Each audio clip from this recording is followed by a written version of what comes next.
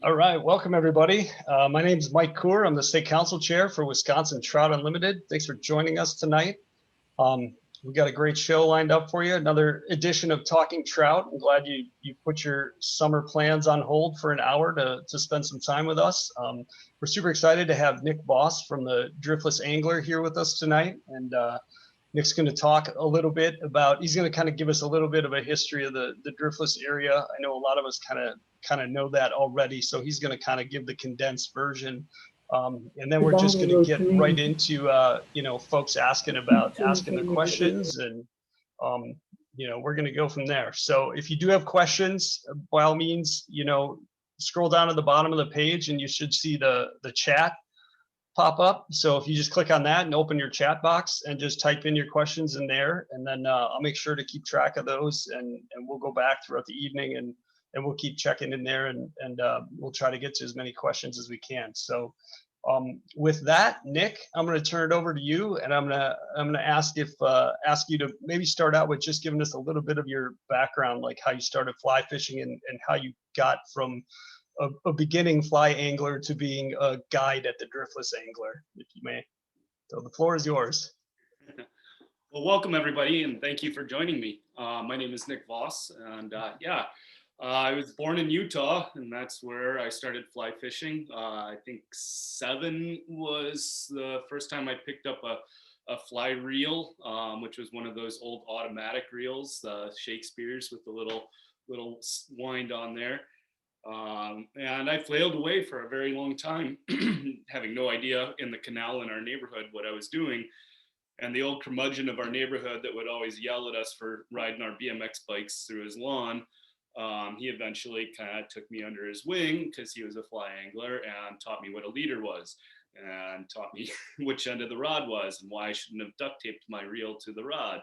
And and so from there on, it was game on, fishing Utah, and then we moved to Florida, where I kind of cut my teeth on warm water, fishing both saltwater and freshwater. We were lucky enough to live pretty close to a spring-fed river, so bass, gar, pretty much anything that swam, I was going after it.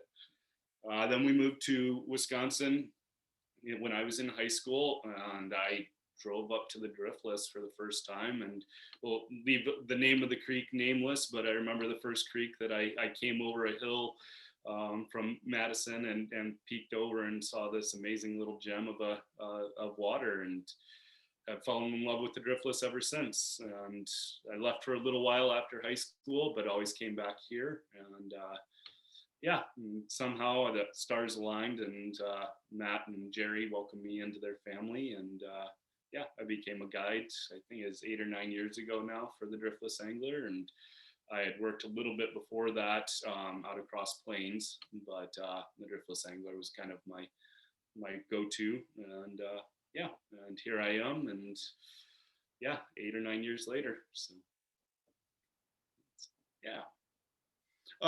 what we're going to do here again is the little primer of the Driftless, just for anybody that hasn't already seen or know what the Driftless is. But I'll be quick on it because I would like to just get to answering questions, and whatever those questions may be. Just answering them is the best way. So let me click on over. We'll do a little quick presentation on the Driftless and why it is the way it is.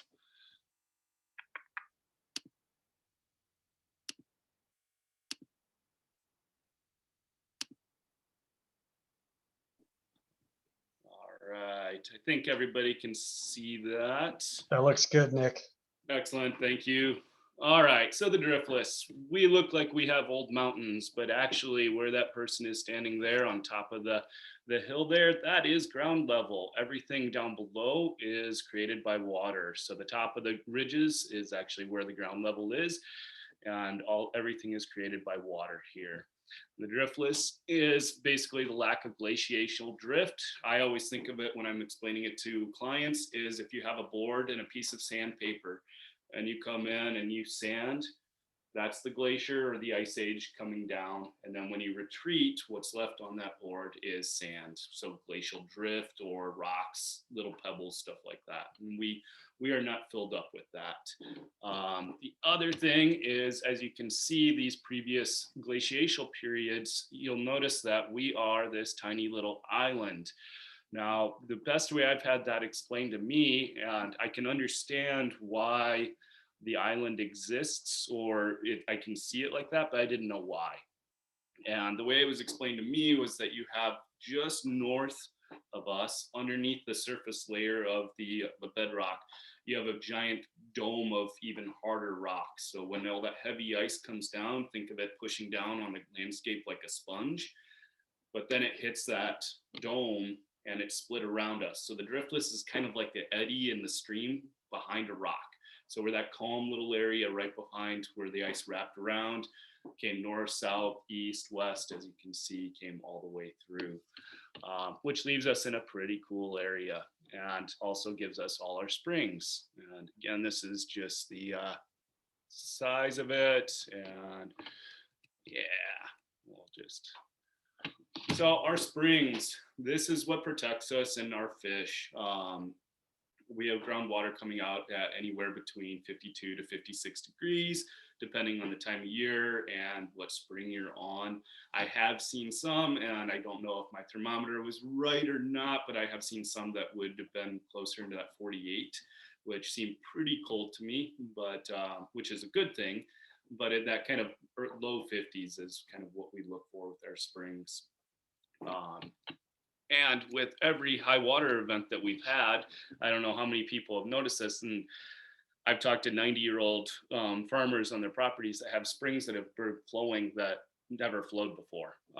They've had water open up and coming out of the ground in areas that they never used to, which means our water table is really high, which is a good thing for the trout. Springs and the water chemistry, blah, blah, blah, means we have really healthy, happy trout. Lots of them, in fact. They breed like rabbits, and they're all over the place. If it's moving water, there's trout in it.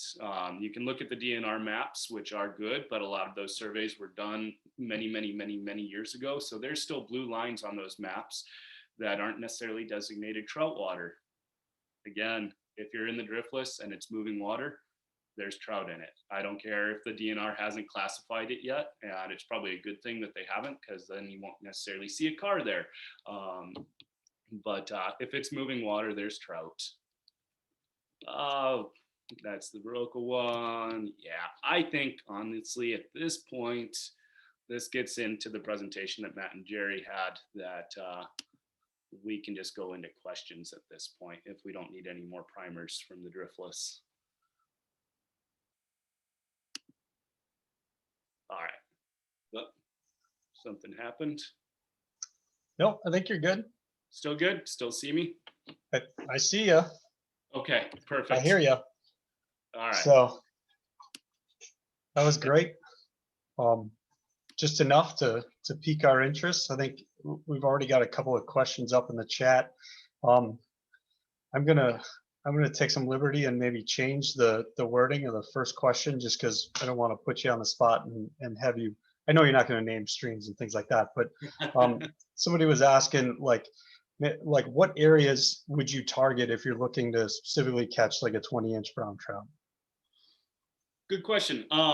I would focus on either the larger systems or lower down in the water column or watershed. So you want less trout per mile, and you want some of the bigger water. So think of it as, the slower water. Not that I haven't seen and or caught 20-inch trout out of the top, let's say, third of a watershed, where you have higher gradient, but they are fewer and farther between, and you work for them, and they're more kind of like that luxury item where it just happens to happen, kind of thing. Whereas going down, and again, not going to name streams, but think in your bottom third of the watershed before it dumps into what would be either non-designated trout water, or let's say the Mississippi, the Wisconsin River, or the Kickapoo in certain spots. You want to be kind of closer to that bigger water. It will get warmer in the summer. but that's what stream thermometers are for. So you just want to pay attention to your water temps, and yeah. Good. So what's your go-to setup in the Driftless? So rod weight, rod, rod length, line weight, and then like what's your setup rig, like leader, tippet? Yeah, another good question. I'm a big fan of my short 4 weights and 5 weights. I actually really nerd out on, and it's a little overgunned per se, but short 5 weights. So I have the new Scott G series in that 7.75 weight. It's a real short 5 weight. Thing is killer. I have an old TNT short 5 weight, but that short kind of 7.5 to 8 foot 4 weights are a really good go-to rod here. And the reason being, I always describe it as hammers. You can have a claw hammer, which is a generalist. It will do everything, including digging holes with the claw that you want it to do. Whereas like if you take a 2 weight or a 3 weight, that's kind of like having a ball peen hammer. It'll still do some of the things like streamer fishing, kind of big indicator rigs.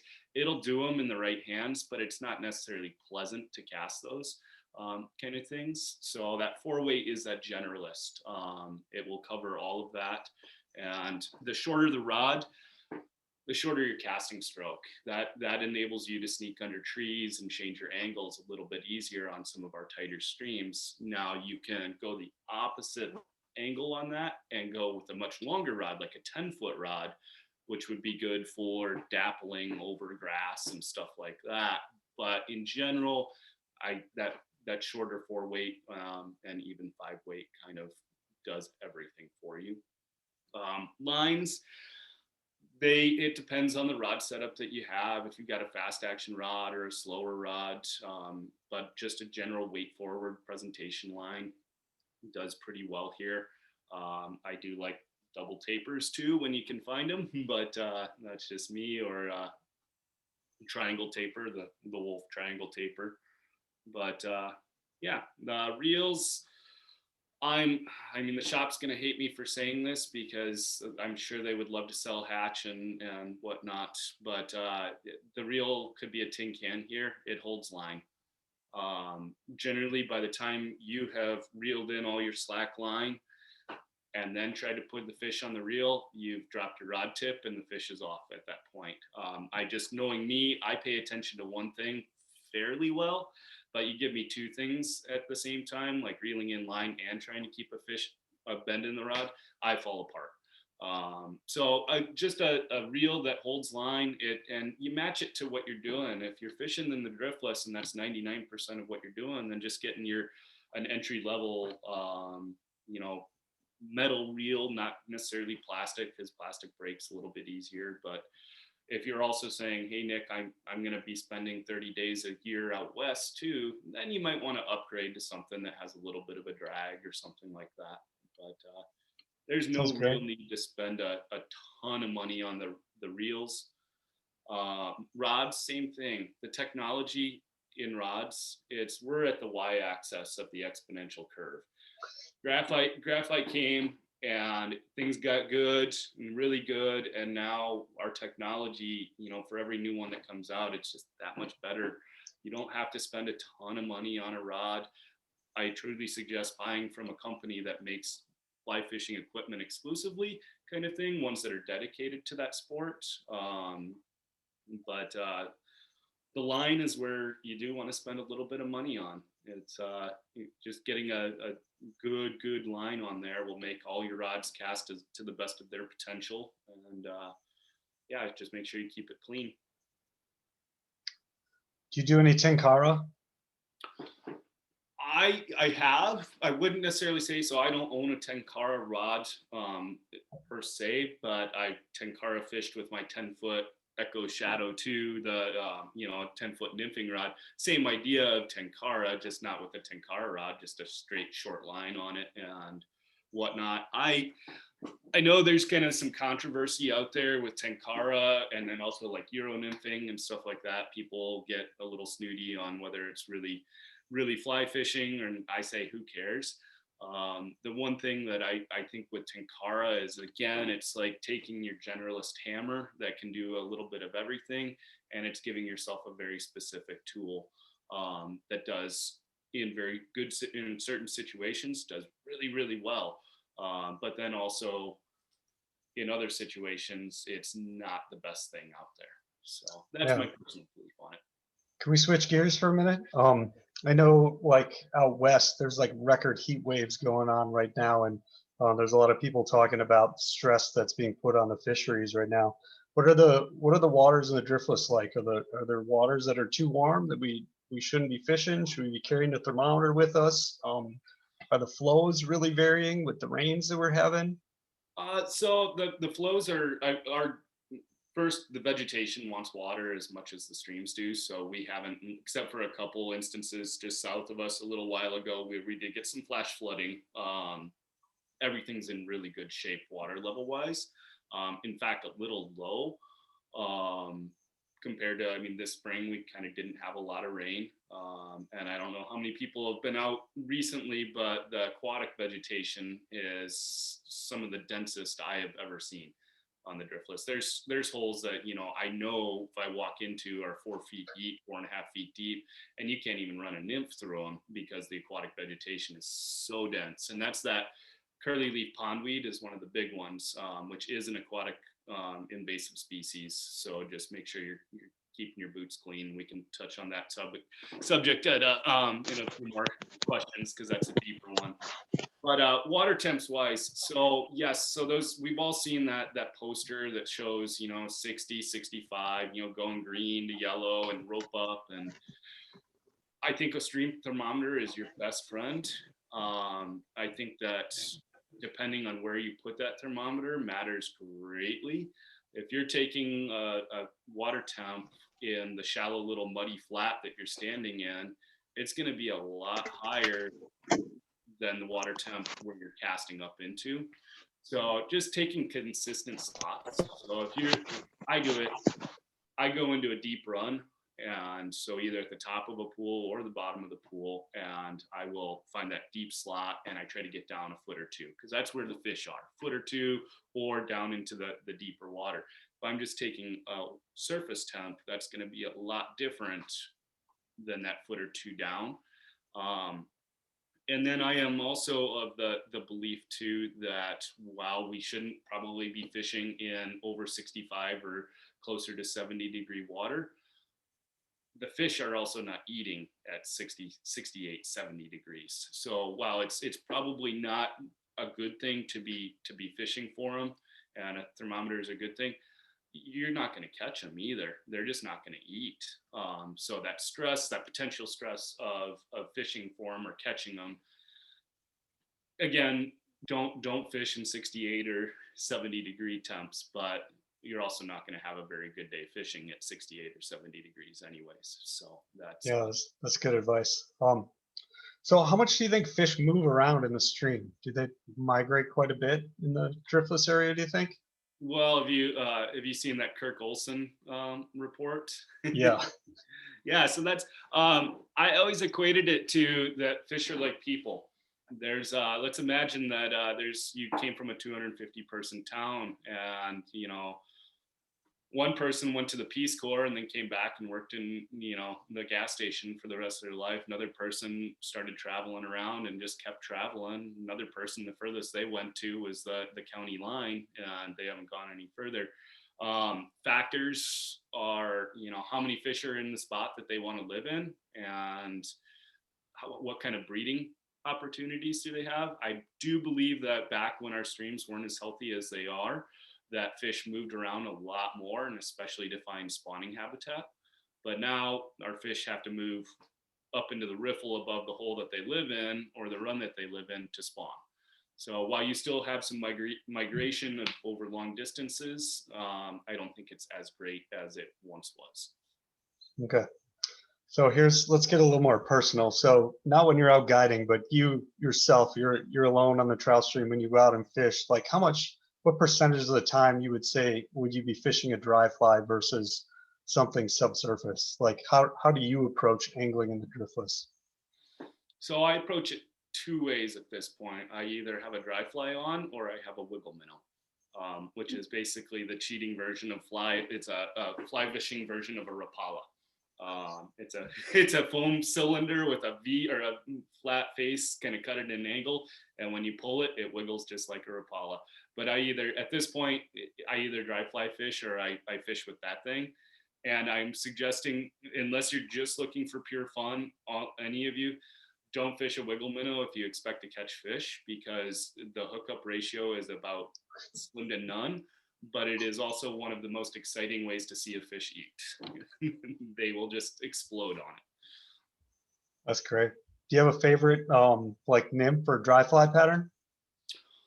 Oh, whatever's stuck in the brim of my hat when I forget to bring my bag. In terms of nymphs, it's let's just call them guide flies, thin-bodied. Pheasant tail is great, but I use a lot of thread-bodied stuff and just ribbing. So I'll change my thread colors up, and then just a little bit of dubbing as a thorax. And it's because they fall apart, flies like a pheasant tail. If you get 3 or 4 fish out of it and the teeth get on it, they start to fall apart. These thread-bodied kind of Perdigon-y style, you can fish that thing all day long and it still looks the same when you put it back into your box. As for a dry fly, you can't go wrong with an elk hair caddis or a CDC caddis. That's because you can skate those, you can move them, you can do whatever you want. If I had a searching pattern, it would probably be a CDC caddis. Yeah, and I love it when the fish are taking the caddis too, because they'll like jump out of the water to hit that thing. It's just so much fun. Especially after skating it, like moving it a little bit and then watching them crush that. Yeah. Yep. Yeah, it's great. Here, when we switch seasons, do you have a favorite pattern for the fall in the Driftless? So, pattern for the fall. So again, we get our second round of caddis kind of coming around, those fall caddis, and then the blue-winged olives are what we kind of lump into the category of blue-winged olives, in the fall. It's also a really good time to start throwing, not that there's really a bad time, but it's a good time to start throwing streamers. And there's because the males start to get really aggressive for that spawn. And there's a cool trick that you can pretty much differentiate the fish that you're going to catch down the line of sex based on how fast you move that streamer. The faster you move it, I guarantee you 99% of them are going to be all male brown trout. Not that I care which ones we catch. It's just a fun little trick to see, like, hey, move it real fast, and then this really aggressive territorial brown will crush it. Whereas if you moved it nice and slow, it wasn't angry enough to crush it. So that's interesting. Yeah. Do you have a favorite streamer pattern? I know you talked about the wiggle minnow, but I don't know if that qualifies as a streamer. Yeah, no, that's just straight out cheating. Yeah, the thin mint is a good for a little leech scopany kind of thing. The articulated, some of the the names just are names to me when it comes to streamers, but deceivery kind of stuff, something that sinks relatively quickly, and keep it in that. You don't have to have a ton of color ranges, dark, medium, and light kind of thing. It doesn't have to be, you don't need to have fancy dots on everything and whatnot, but that catches us more than it catches the fish. Gotcha. So let's bring it back to summer. We're entering the dog days of summer. Like, when do you start your day? Like, how early do you hit the stream? Like, when do you peel off and take a break in the afternoon? And then when do you head back? Like, what's your typical day look like if you're going to fish all day in the Driftless? Tomorrow is a split day for me. And then today I had clients out in the morning, we'll say. So right now, I'm actually not that worried about water temps. We just had that switch. We were having 90 degrees, but today we barely hit 70 here. And the water temps were fantastic. That rain cooled things down.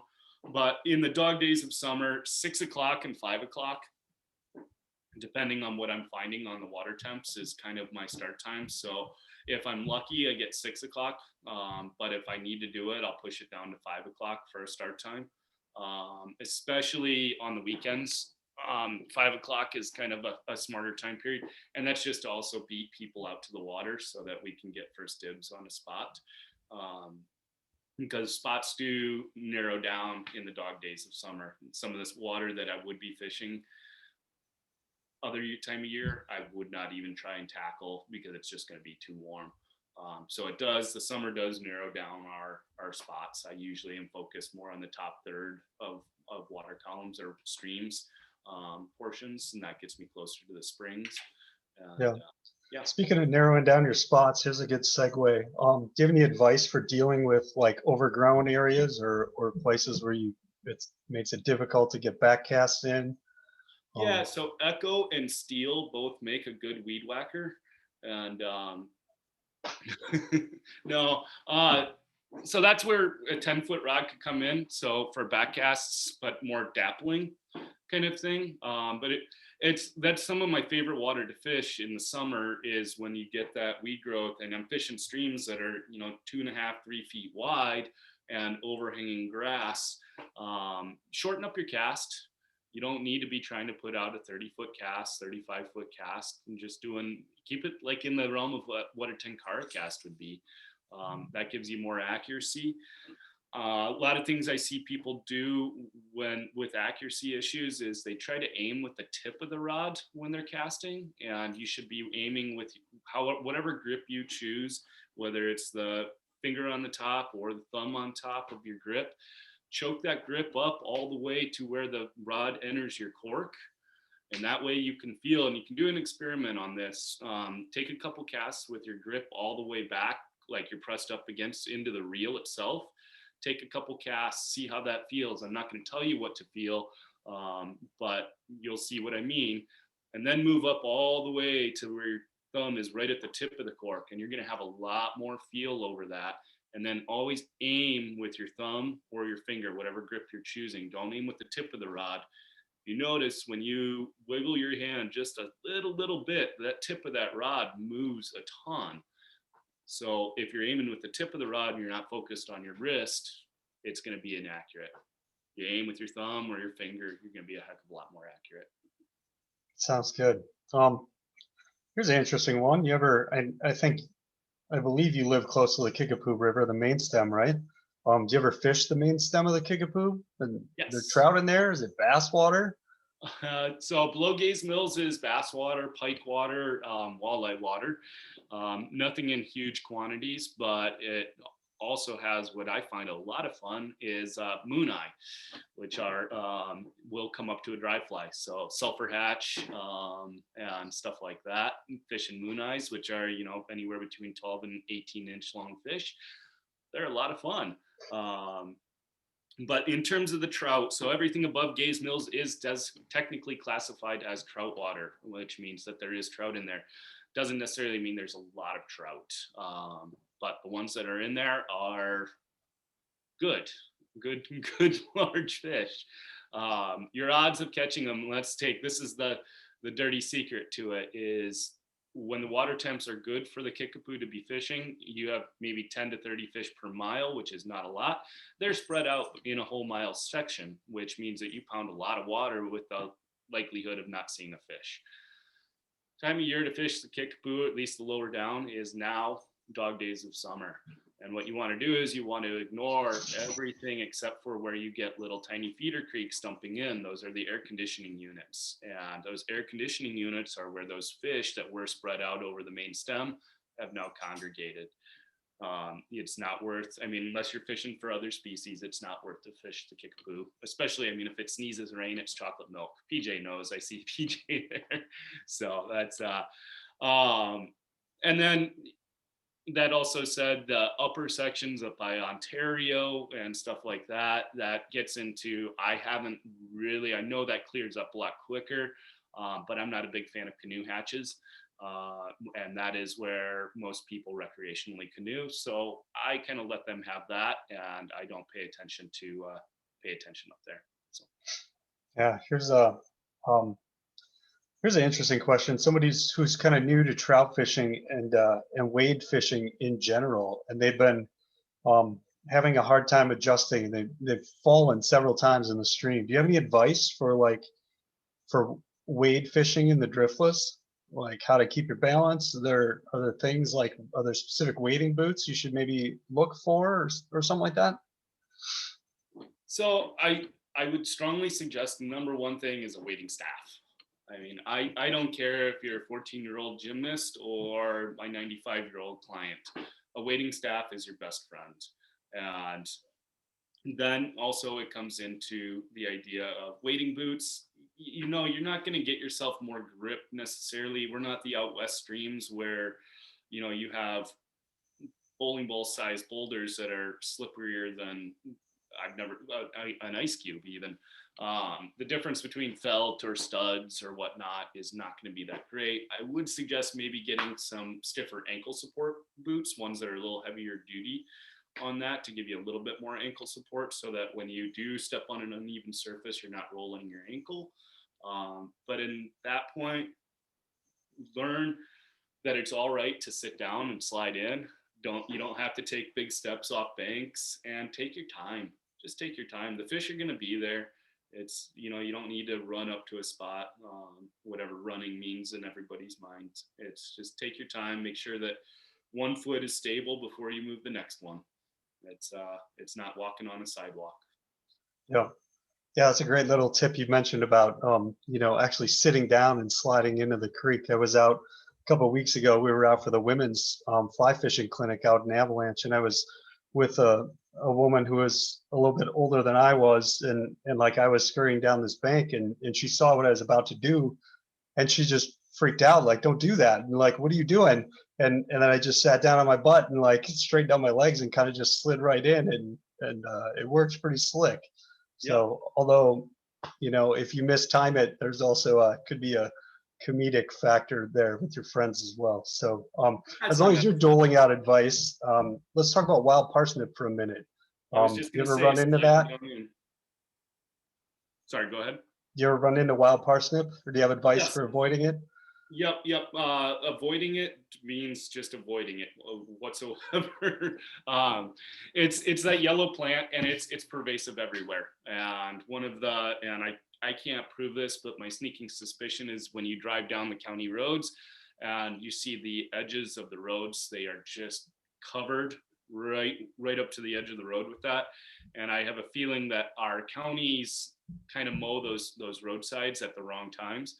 They'll mow it early, it regrows, and then they'll mow it again after it's seeded out, which has helped then spread. I mean, you drive down 14 going towards Reedstown, and it's almost a whole field of it. There's some other streams that it's, you know, you're having to walk like this, and it's a tough plant. You can get away with a lot with it, but you just never know when somebody else or an animal had come through and broken open a stem. It's the sap that you don't want, and it's one of those. It's not that you're not sensitive to it. You'll get it, and it looks like third-degree chemical burns. So Yeah, it's not fun. So it is delicious though.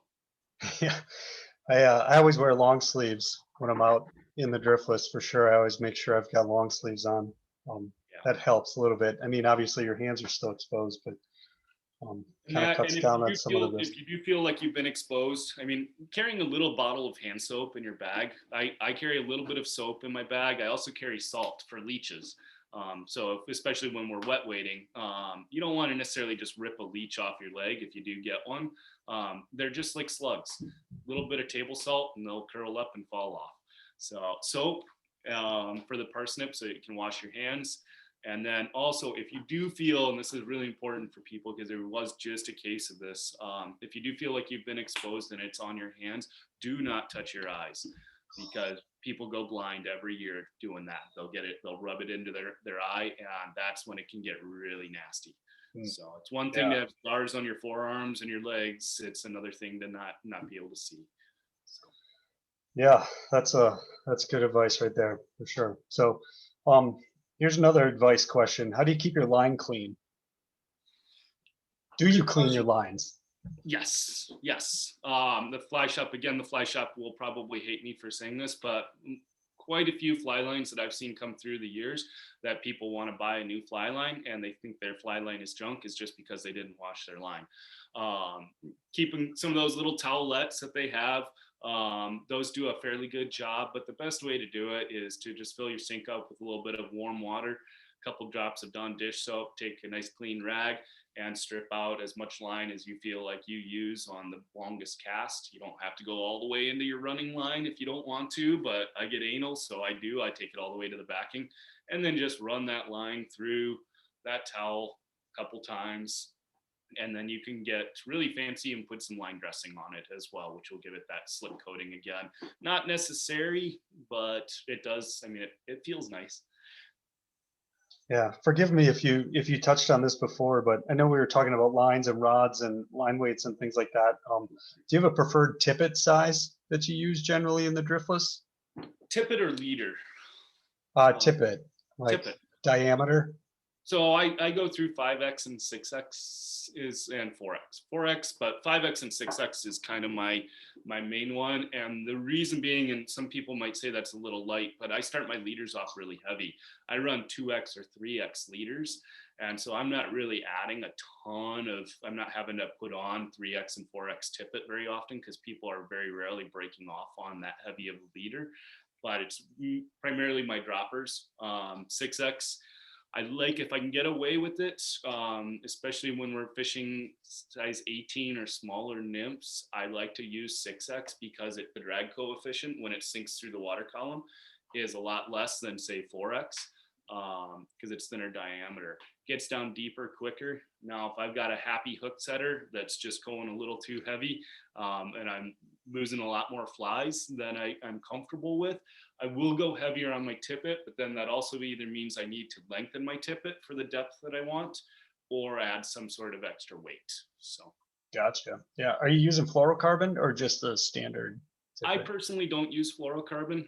That's just from an environmental standpoint, but I don't judge people that do. Before fluorocarbon that came out, we were still catching fish. So the few little benefits that it does get you, I just don't think it outweighs the risks on it, but that's my personal standpoint on it. Okay. Do you have any advice for knot tying? I know somebody mentioned they felt like they had clumsy fingers and maybe their dexterity is not great. Do you have some advice? Yes, I actually cut some fly line up so that hopefully we could. All right, clumsy fingers. So clinch knot.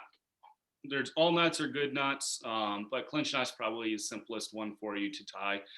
When you put that line through the eye of the hook, if you set a couple fingers down above that loop and keep them in there, then your loop can be nice and big. You've got some, instead of just trying to twist it around and then put it through a tiny, tiny little loop, you've kept a nice big wide open loop by using those fingers, which allows clumsy fat fingers like mine to do that. And then the same thing when you're doing like a hopper dropper, if you are going to tie that dropper off the bend of the back hook, build that knot in your hand big and then come in and slip it around the bend of the hook here and then tighten it down, not trying to build that knot on the bend of the hook right away. That's an exercise in frustration.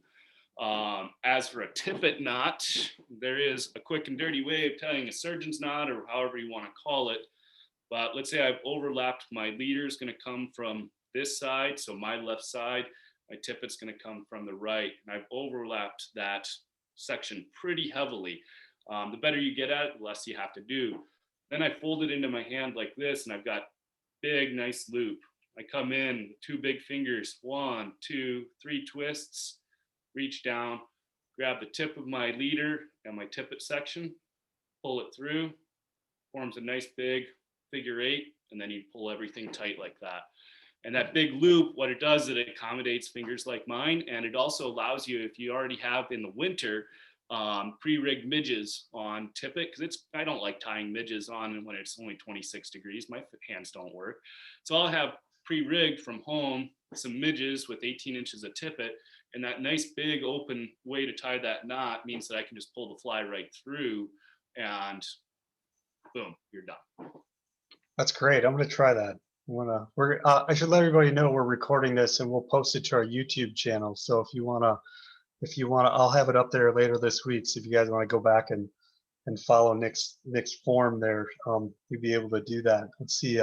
Here's a follow up on the line cleaning thing. How often are you cleaning your lines? Is this like a once a week thing, once a month, every time you're going out?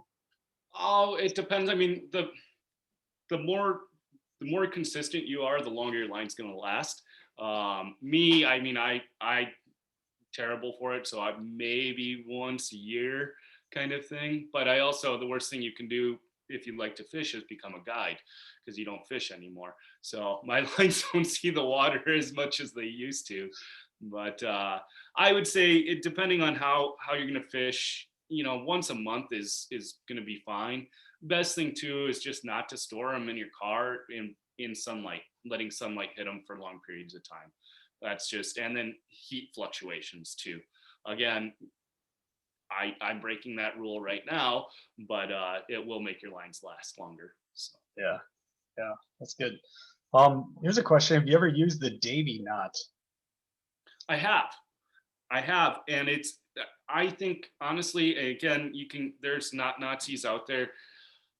Whatever's the quickest for me to tie is the one I go with. The Davey's knot, well, I've done it and I know it. I've tied that clinch knot for so long that I can do it in my sleep. I can do it with my toes. I can do it. And as long as you lubricate a knot when you're tightening it down, and that's the other thing too that I see that's a good habit to get into, is especially with monofilaments. Let's just assume that my finger is the monofilament has some stretch to it. So you always, whenever you cinch that knot down, you always want to lubricate it. And this goes for the Davies knot, goes for the clinch knot, goes for a uni knot, any knot. But once you're cinched down, you want to come in and about 18 inches long. You want to grab that fly and your line, and you want to pull until you feel that stretch in there. And then as you relax, it'll stretch back down to its normal size.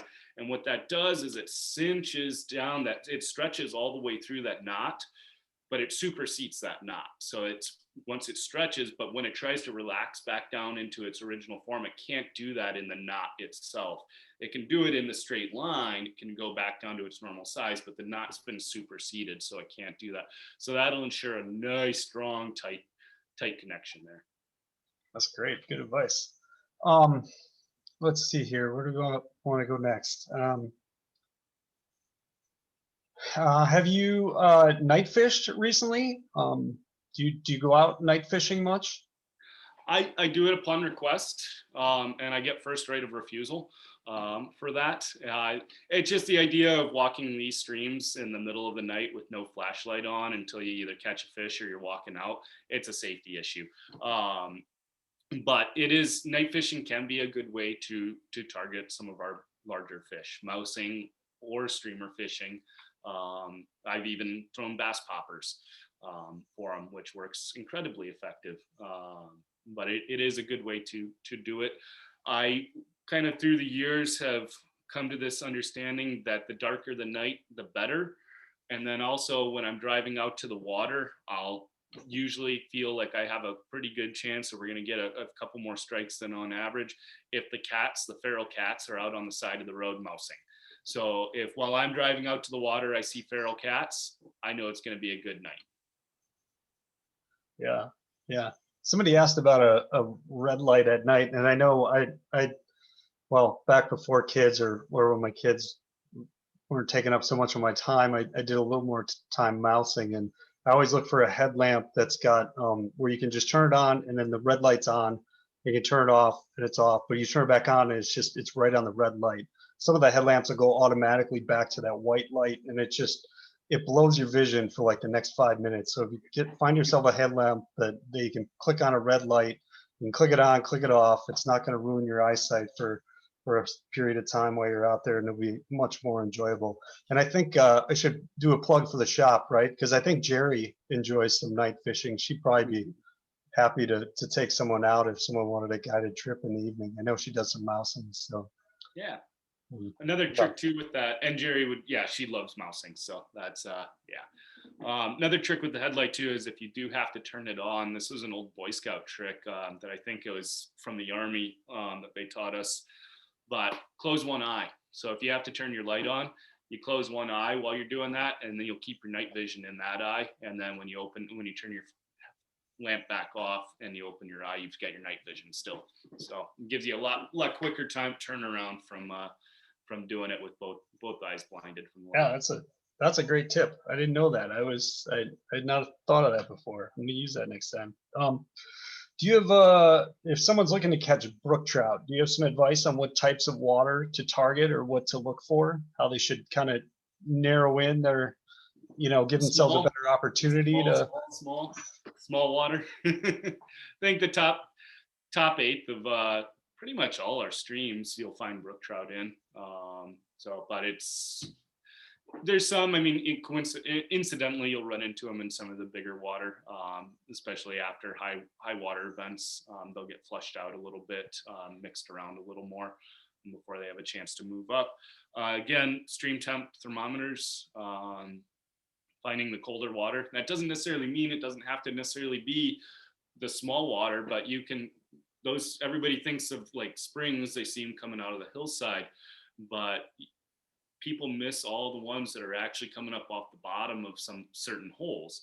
So when you're taking a thermometer or water temp, and especially in the summer, literally tying your thermometer to, I have it tied on to 10 feet of fly line, and I'll drop it into the deep holes, and there can be a 10 or 15 degree difference between, your surface temp, and you get down right onto, there's a spring seep down in the bottom of that thing, and that's where all the fish are hanging out. But that's a fish magnet right there. Yep, exactly. And then generally speaking, brookies kind of favor the faster plungy pool water kind of stuff, the riffles. So there's some streams that I can pretty much guarantee in the hole below we'll catch brown trout, every once in a while a brook trout, but let's move up into this riffle and there's the brookies. So they kind of like that faster, choppier, plungy pool water kind of stuff. Yeah, that's great. There's another question here about water temperature, and somebody's wondering if there's a certain temperature at which fish activity typically slows down. Have you noticed that? I'm sure it's probably different with brook trout and brown trout, but right, and it always seems to be different on different streams too. I know there's one that's kind of down by me that anything over 62 degrees, and it's not worth fishing. It's not worth guiding for me on it. I mean, you can still get some fish, but it's like pulling teeth to do it.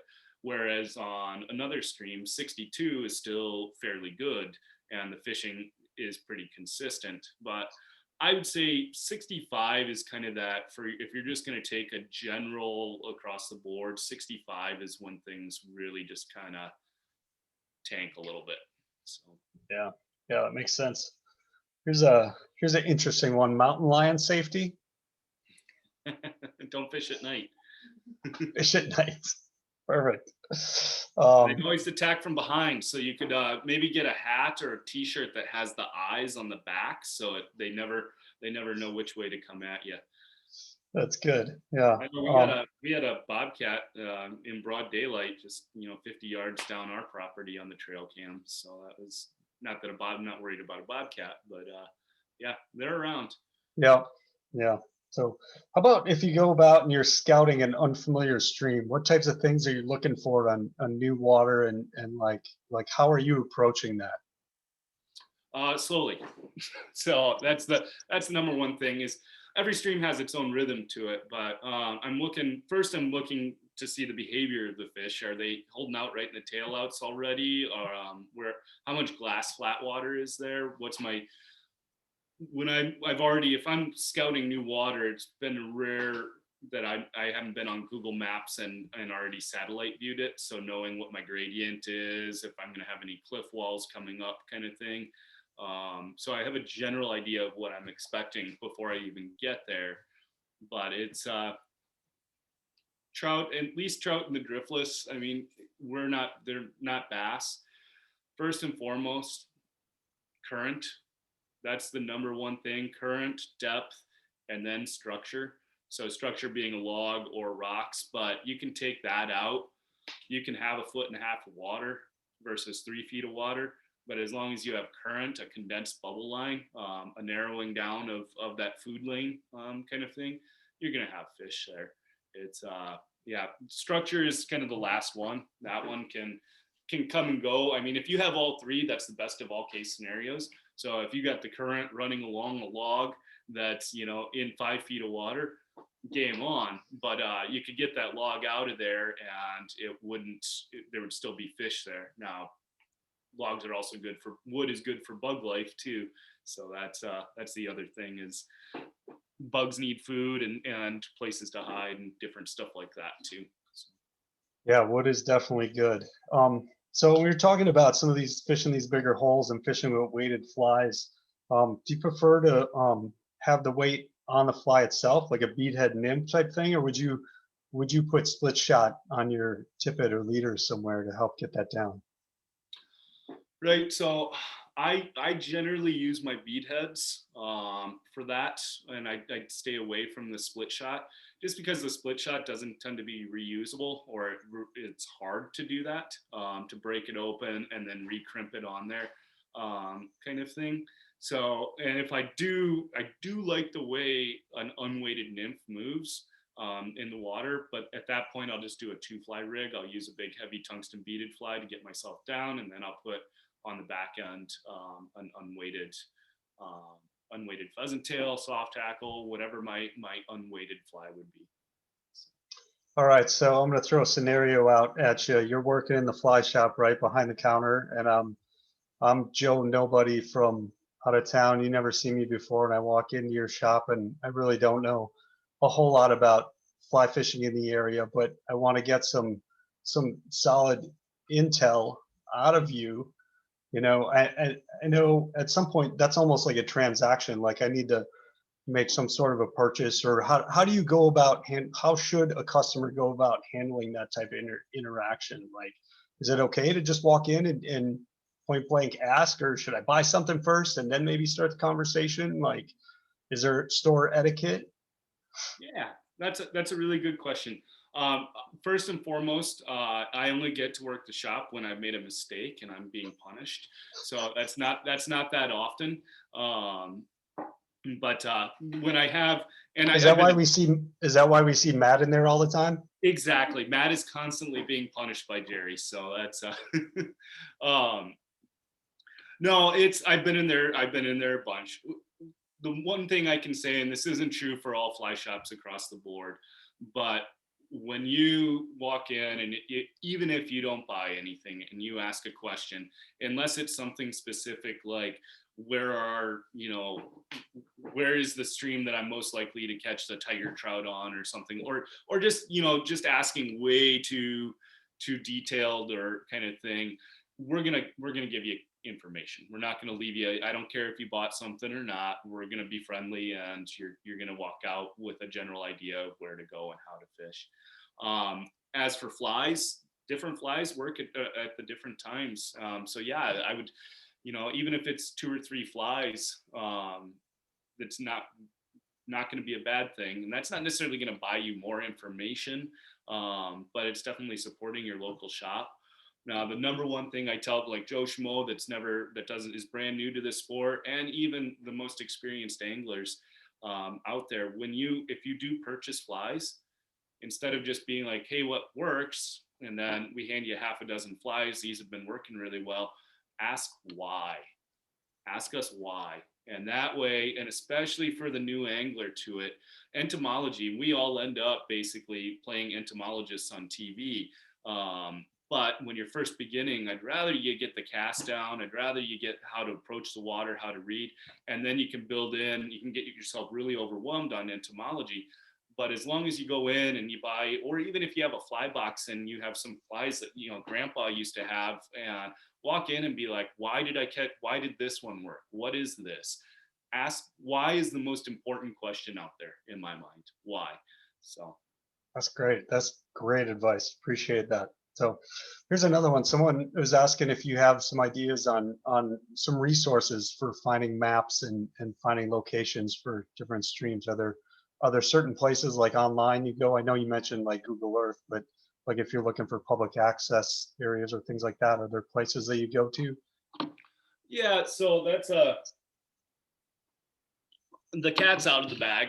and I can't put it back in there. I mean, my job used to be plat maps in the winter, and knocking on doors, and some of that still exists when I'm looking for access to water that doesn't have easements on it. Um, but the internet, and there's some apps out there. I'm not going to plug certain names, but there's some really good apps out there that cover pretty much all the easements. Now, you definitely want to check, because sometimes those easements can go, and the updates on those apps aren't necessarily 100% up to date. So it's but they're always trying, and they're always trying to make them better. So it's yeah, there's some apps out there. There's the what we call the Bible, that red book in the shop that shows all the easements and stream access points. That's a good one. But yeah, I Yeah, still like. I'll say the DNR has a great website. If you look for that, it's called the Trout tool. It's the Trout Regulation Opportunity and Users tool. I probably messed that up, but if you just search WDNR and then T.R.O.U.T, it'll show up, and it's a mapping application with all the state easements and public lands on it. That doesn't include like county public easements, but that's a great tool to get you started for sure. And then, like you said, you pair that with like Todd Hanson's book of the improved, trout waters in the area, and you're well on your way for sure. So Well, and you can also, that DNR one, there's many layers that you can filter in through too. And one of the things too is if, like, say a landowner, if puts their land in some sort of forestry management, but that happens, so you can get that layer in there, because if there happens to be a trout stream through there, then that's public access again too. So if you're not just looking for your trout water kind of access, but there's some of those other forestry programs that also beneficially you get access to water through. yeah, that's a great point. Here's a good one for you. Just not a question, just a comment. It says, "Hey, I was in the shop for the first time last week. You guys helped me out. Props to you." So, just kind of goes to show, like what you were saying, like the folks in the shop are there to help you out, and they're not going to steer you in the wrong direction. So, just be honest and be friendly with them, and they'll return the favor to you. So, Yeah. here's a question. It says you talked about tippet size. I don't know if we really talked about what length of leader and tippet you're using. Is it creek specific? Do you change things a lot depending on what tactic you're using? How do you go about deciding like how long a leader and how much tippet? So depending on the water, but let's just say my average leader is going to be a 7.5 foot, 2x, 3x, sometimes 4x in the spring and the fall. I do like my 2x and my 3x, and this again gets down to versatility of, my job is to teach people how to fish the driftless, which means showing them multiple different ways of how we approach the streams and what we use. So if you started out with a 9 foot 5x leader and you decided to throw a leech on, and you immediately cast it up there and you hooked up and you strip set, you're going to be buying another leech from the shop, because you're going to break off on 5x with leeches. Versus 2x or 3x, you're not. So there gives me the versatility there, that I can go from leech fishing to dry fly fishing to nymphing and everything in between. I can build that leader from that good start point. Now, the 7.5 versus the 9 foot, that gets a little bit into personal choice. I like it, especially for people that are a little bit newer into casting. When we're only making a 20-foot cast or a 15-foot cast, let's say it's a 15-foot cast, that means that I only have 6 feet of fly line out and then 9 feet of leader. That turnover isn't going to be that great. Versus if I have a shorter leader, I get more fly line out, which loads my rod better for that cast. And the better the rod flexes, the more people feel it, the more they understand the cast. So learning gets there a lot quicker. Now, is it a little less stealthy? In theory, it is, but it's also more important to get the fly out there and to the fish. If you're just piling up because you can't cast it, you're not catching fish. So it's I do like that 7.5 foot. And then tippet, when I'm doing like a dry dropper, my clients go bonkers, because pretty much every hole I'm changing how much, like, the length of my stuff is. But I will start with, roughly the length of my arm. So bite it off at the spool and stretch it out to there. And that's a good start point. But from spot to spot to spot, I'm either shortening, or in some instances, I will lengthen a little bit past that. But when I do dry droppers, if I go much past this length with a dropper setup, I'm going to go to a bobber, take my dry fly out of play and put a bobber on, because that connection between your dry and your dropper is a hinge in your cast system. And much longer than that, you start having complications in your cast. So at that point, putting a bobber on and having that directly in line with the leader, it makes casting a lot easier. That makes sense. I know we're at 9 o'clock. Do you mind taking a couple more questions? Go for it.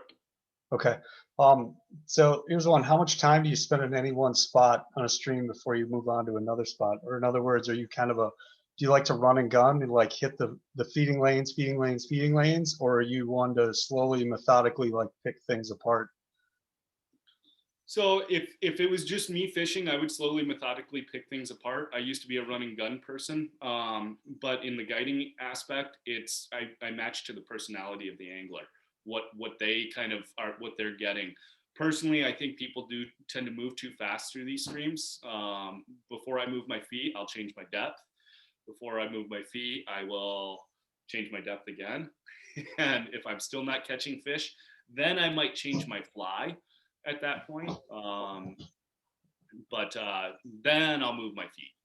And it's more about depth. And I think flies are really important, but I think getting that food into the fish's face, if they're not actively coming up to mid-water column to anything, getting it into their face is more important than what you have on. Do you have a preference on rod flex, like a full flex, a mid flex? How stiff of a rod do you prefer? I tend to be a little bit more of a slower caster, so I like my softer rods. But that again just all depends on the rod. I'm not brand specific or loyal. It's not like I'm just a Scott guy or just an Orvis guy. If you're going to buy a new rod, the best thing to do is pick your price point, your ceiling, what you're willing to spend. Go into a shop that carries multiple brands, whatever you want, new 4-weight, new 5-weight, and cast every single one from the cheapest one up to the one that maxes you out. Because it might be surprised. You might have been like, oh, I was a Scott guy, but all of a sudden this Douglas or this Winston, felt amazing in my hand. And it, happened to also be $100 cheaper than I was expecting to pay for the one I was going to buy. Always test drive your rods. Online reviews get you so far, but they were written by somebody else and not you. It's kind of like, I would never, even if my best friend was selling me his car, I'd still drive it around the block before I bought it. That's a great analogy. Yeah. Here was a question, and I think you mentioned this earlier, but it was just saying, building off the leader conversation, like what weight rod do you prefer, 3, 4, or 5? 4 to 5. 5 is probably a little over guns, but that 4 is that magic window for our fish. That's 5's just come in handy if you do happen to position yourself into a headwind, which I tried desperately not to do. So. Oh, let's see here. Oh, here's an interesting one. We've moved here after being just visitors, so we bring our dog out sometimes. We've learned a few spots from very nice notes at the car where not to take the dog. But is there any rule or etiquette when it comes to having your dog along stream side? Unless it is completely DNR or public land, then it would theoretically be up to the landowner. So you'd want to always check in with the landowner. So if the signs say private lands leased for public fishing, I believe at that point you should definitely check in. I know, and Duke, up on off Timber Coulee kind of thing, he has a sign that says no dogs. I know you'd always want to. You'd want to check in with landowners on that one. Same idea too, but the private lands that are leased for public fishing, that doesn't mean that you get to go out there and have a picnic and camp on the beach and whatnot. Yep. Fishing,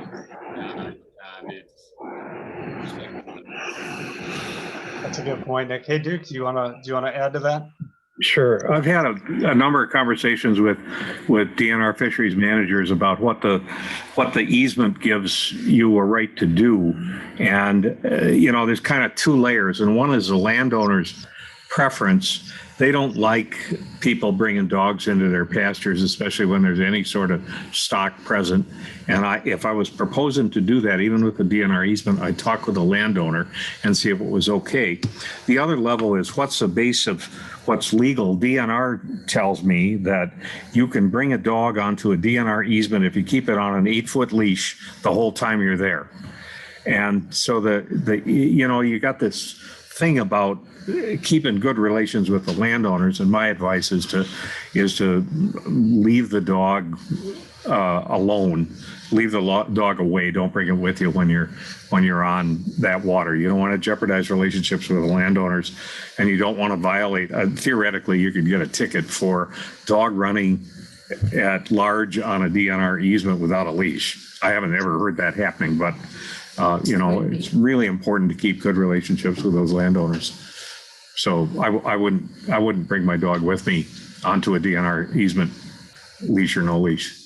And like the public hunting lands, like or like duck eggs, stuff like that, that would be fairly safe to do, correct? Well, that between April 1 and August 1 is, an 8-foot leash is also required because that's songbird nesting time. After August 1, you're okay, according to state law, even on a state wildlife area, public hunting and fishing land, that sort of thing. Gotcha. Yeah. I also, when I talk to landowners, I always ask them if they'd like a couple of fresh, clean trout. And they don't always say they'd like that they would like it, but they appreciate being asked. And those who would like it really appreciate being brought a couple of 10 to 12 inch browns that are fresh cleaned. And if you want to draw tears from a little old lady whose husband, Harry died quite a few years ago, and I haven't had a trout since then, it's a really nice thing to cement landowner relationships.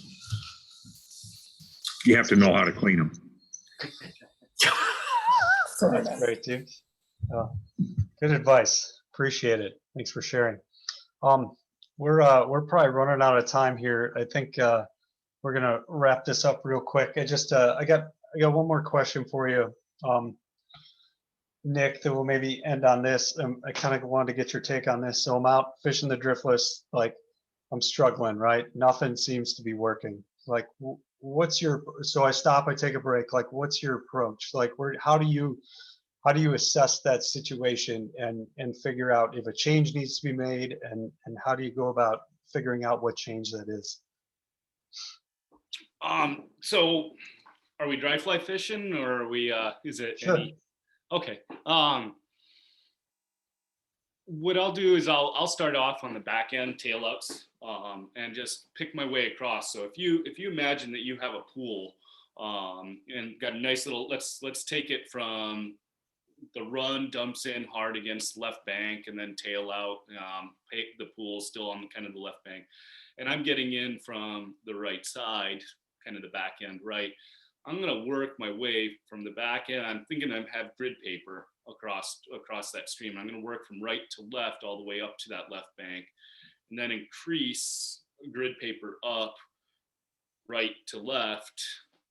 That way I'm not lining. If I cast right up to the very kind of most likely spot, I potentially just lined a bunch of fish that you could have caught.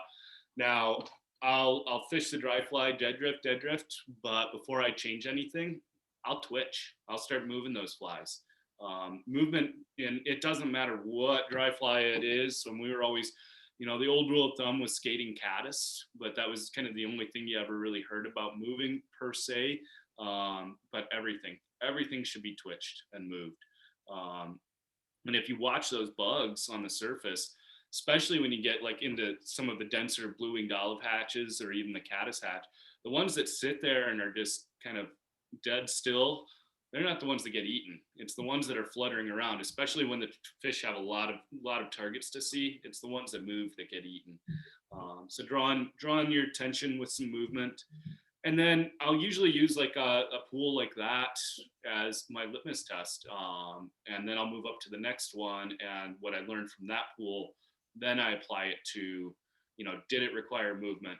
What did I get them to eat on here? And if I, if I really was desperate and wanted to catch a fish, then I would do hopper droppers. I mean, if you're going to have the most consistent way to catch fish in the driftless, hopper dropper is year round. Year round is going to, all you have to do is change your depth if you're not catching fish. It's just crazy how that works. I mean, it's the dry doesn't, I mean, I've done hippie stompers, chubby share nobles, stimulators, anything big and ugly it's good to have a hook in your bobber basically. So yeah, that hopper dropper is your best friend. So.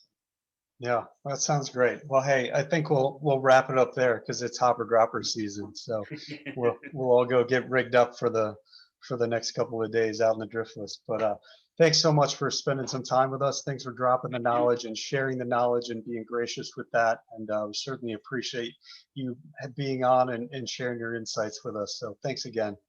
And thanks everyone. I've been seeing a lot of great comments in the chat. I think a lot of folks really enjoyed it tonight. So thanks again, Nick. Really appreciate that. And then, like I said, if you just go on YouTube, if you search for Wisconsin Trout Unlimited, our page will pop up, and I'll try to make sure I get this link up there in the next couple of days. So thanks again, Nick. Really appreciate it. Absolutely. Thank you for having me. Have a good night, everybody. Good night.